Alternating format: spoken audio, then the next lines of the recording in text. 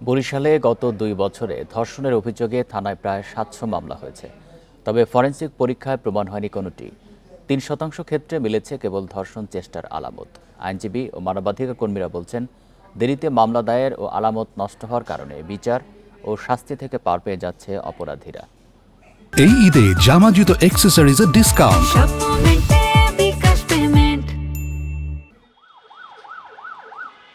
২০২৩ সালের ১ জানুয়ারি থেকে ২০২৪ সালের ৩১ ডিসেম্বর পর্যন্ত ২ বছরে বরিশাল শেরেবাংলা মেডিকেল কলেজের ফরেনসিক বিভাগে ডাক্তারি পরীক্ষার জন্য আনা হয় ৬৯৩ জন নারী ও শিশুকে।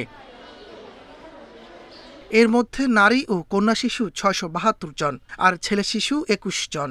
তবে পরীক্ষায় মাত্র ৩৮ জন নারীর ক্ষেত্রে ধর্ষণ চেষ্টার প্রমাণ মিলেছে। বাকিদের ক্ষেত্রে মেলেনি যথাযথ আলামত।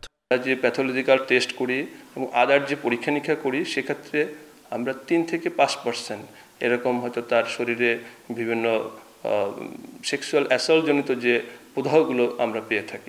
মূলত ধর্ষণের ঘটনার পর দেরিতে অভিযোগ জানানোয় আলামত নষ্ট হয় বলছেন চিকিৎসকরা। এই ধরনের নির্যাতনে দ্রুত ওয়ান স্টপ ক্রাইসিস সেন্টারে আনার পরামর্শ তাদের।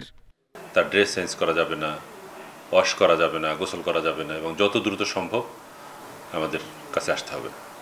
যে ইনস্টিটিউটে আসলো তারাও যেন স্যাম্পল নিতে দেরি না করে, পরীক্ষা করতে দেরি না করে, তাহলে রেট আরও বাড়বে।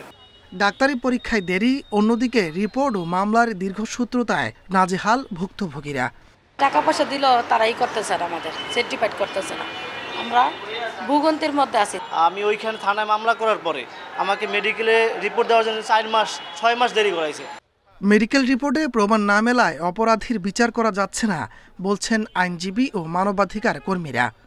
২৪ ঘন্টার মধ্যে অথবা ৭২ ঘন্টার মধ্যে সেই জায়গাটা কিন্তু তদন্তকারী কর্মকর্তারা সেই জিনিসটা কমপ্লাই করে না, যার ফলে এই মেডিকেল টেস্টের বিষয়টা ম্যাক্সিমাম জায়গায় ফেল করে।